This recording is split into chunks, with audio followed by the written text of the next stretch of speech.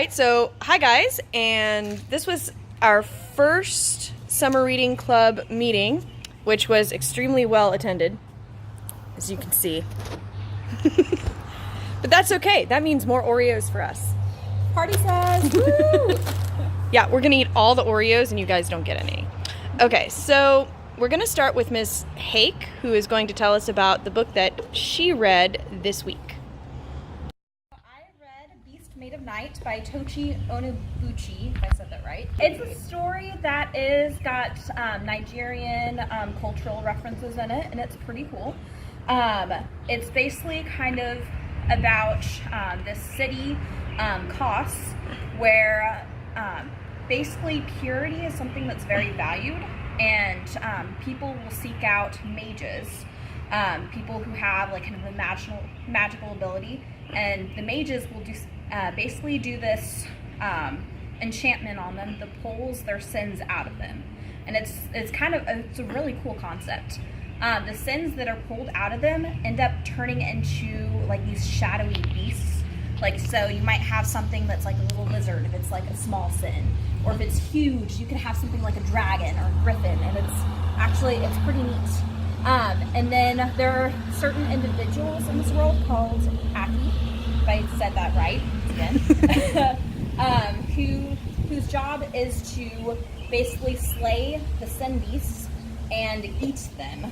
And it's a strange concept there, but the beasts that they eat end up turning into tattoos on their skin. And basically the whole concept for the society is you want to be as pure as you can. And while these Aki are waiting for the word. While they're like really important for the society actually looks down on them because they're taking in the sin for themselves, so they see the Aki as being very sinful. So our main character in this book, Taj, is one of these Aki, and it basically follows this story, kind of gives us a really good view of the society he lives in, and basically you can kind of see how things go south when he's drawn into a plot a lot more complex than himself that you'll have to read to find out. Hi, I'm Miss Cedars. This week I read a book called Ghost by Jason Reynolds, and it is about a kid named Castle who goes by the nickname Ghost. It's a self-appointed nickname. He wants to be a famous basketball player when he grows up, until he's walking by a track one day and notices these really uppity kids running on the track, just running for fun, and he thinks that's ridiculous, and he also thinks he's faster than everybody else. So he decides to race against one of the fastest in the crew, and he beats him, and the coach decides to take him on as a running star. And it just shows how he is not who he was when he grew up. He was from a very poor family and had a lot of tragic background, but he's able to overcome that by focusing on running.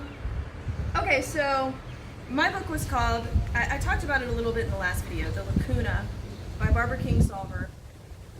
And it has turned out to be a historical fiction, and the character's name is Harrison Shepherd, which I actually didn't learn until like page 102. Because the whole book is his journals. They're his journals from living in Mexico and the United States during the time of the Great Depression up through World War II. And so far it's okay. I mean, it's not really my style of book, but I'm gonna finish it because it's important to finish the things you start. So I'm going to finish it, and Harrison has had a very weird upbringing. He's moved multiple times.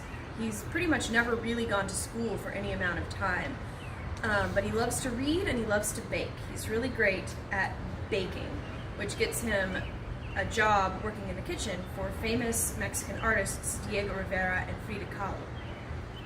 And he gets sort of the inside scoop on their lives together, which are, let's call it, hectic. I'm only about a fourth of the way through it, so I'm only about a fourth of the way through it, so I don't really know where it's going, but the back of the book says that Pearl Harbor's involved somehow, so I guess I'll find that out, and I'll let you guys know more when I've, actually finished it. The end.